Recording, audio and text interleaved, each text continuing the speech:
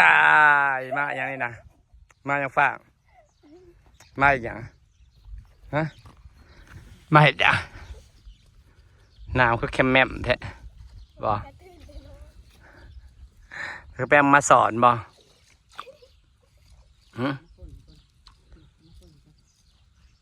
มาสอนบ่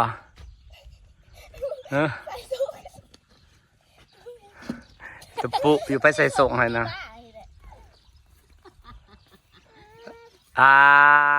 ไปใส่ไปพี่ปลาไปพูดไปเอาเก็บปลาพูดไปมาปลาลงมาปลาอยู่ทางเห็นไหมพี่เอาทางปลามาดูปลามาสอนไปใส่จังนี่ปลาดุกกระซุมปลาตะเพียนตัวปักไงปลาปากไงปลานี่แล้วเอาทางมาดูเอาทางมาใส่นี่เงินทางมาให้นี่ปลาปากไงปลานี่บ่ปลาลามาปล่อยก็มีคือจะปลาอีเนี่ยมันมาปล่อยปลาปากมันปลาซิวงามปลาซิวสับงามเท่านี้นะปลาดุกมันเข่าถับหน้ามันยังหลายพี่ได้หมดแล้วมันได้ปลาดุกบ่อยแม่กับบดปลาซิวงามปลาก2 ตัวจ้าพี่น้องสอนน้องข้างบ้านยังมันเข่าปลานะปลาดุกมันเข่าถับปลาดุกลินกินเปียกมันงานแต่ปลาซิวแหละปลาซิวน้อย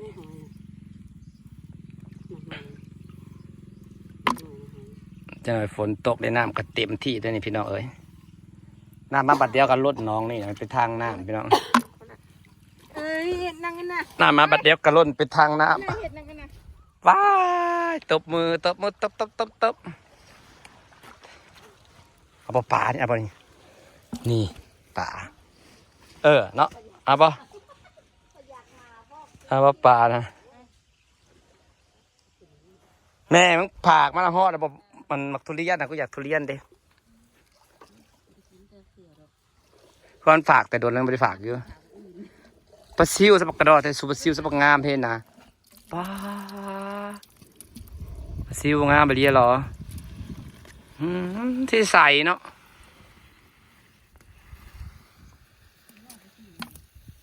ปลาซิวสปักงามแท้ปลาเปิดมาสอนปลาซิวงามนะมันในปลาซิวงามปลาซิวเราใส่เขาว่าหน้ามันดำหน้าไม่ได้ดำนะปลาซิวใส่งามก็ได้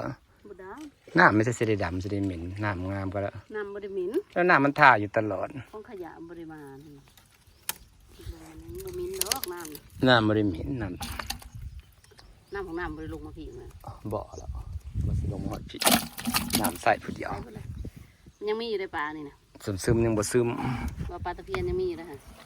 โอ้ยลูกเลยอย่าบังปลาไปลูกบังปลาน้ำยาไว้บังปลางามปะไปสินะสบงามแต่นี่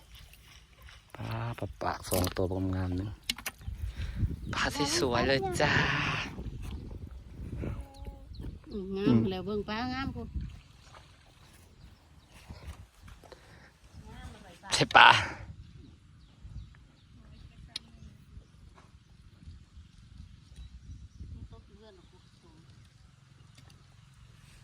เด็ดตบน้องเด้ขับมากันนั่งส้มปลาจ้าก็จะมาสอนปลาแล้วกำมือหมดแล้ว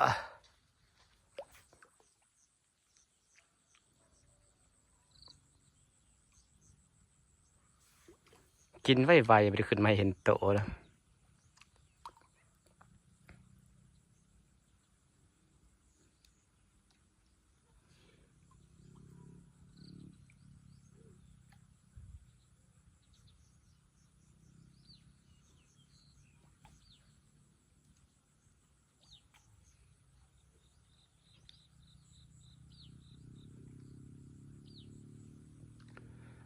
สั่งว่าเรียนภาษาอื่นมาได้สิเปลี่ยนเจ้าใหม่ซะดอกกระเทินได้สั่งให้เจ้าแล้วเก่งใจเขาปกติก็ไปเอาน้ำเขาเนี่ย เอาไปซื้อรถบ่ได้อันบ่มีละสอบ2 สอบก็เลยสั่งมีแต่เม็ดใหญ่เม็ดน้อยมันมีปลายังน้อยกินเม็ดน้อยฮะ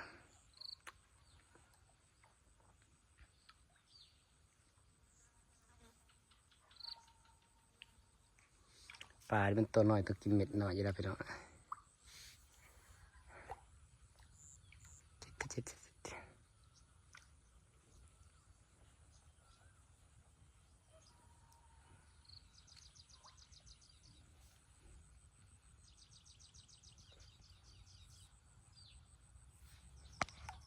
เป็นเอาตบปลา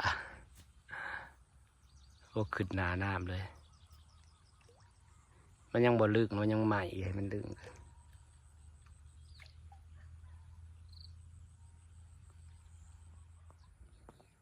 ขึ้นเห็นพอลางๆกินไวทีเดียว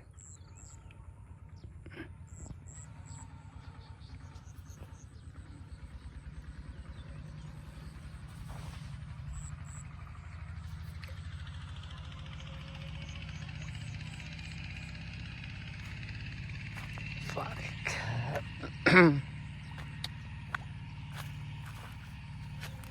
ข่าวแรงกับหยังเด้พี่เราแต่ละเมื่อคิดว่าสิข่าวกับหยัง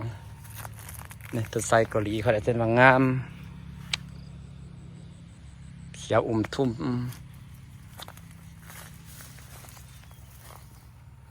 หยาฮักกะให้ไอ้ไก่พุยไปมือก่อนนี่ดอกมะลิกำลังออกดอกแล้วค่ะหญ้ามันติดไปแล้วแหละมันได้เขียวขึ้นเสื่อๆนี่หญ้าที่เขาปลูกต้นไม้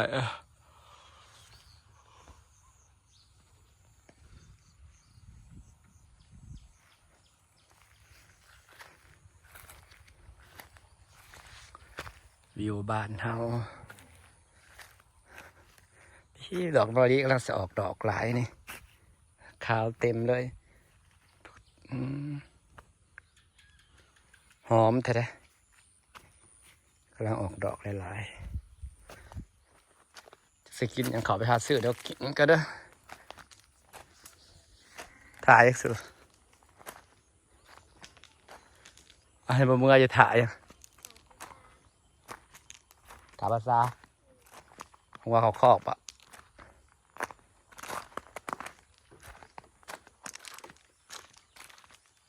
จะเข้าเมื่อซื้อแนวกินก่อนกินอะไรดี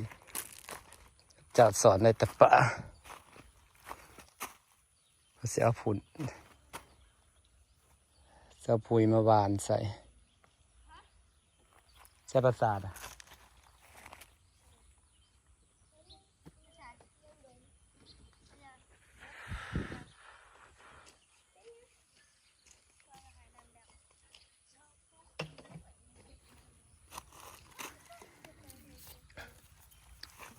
เอาปุ๋ยซื้อปุ๋ยมาหวานก็มาหวานแต่ฝั่งนั้น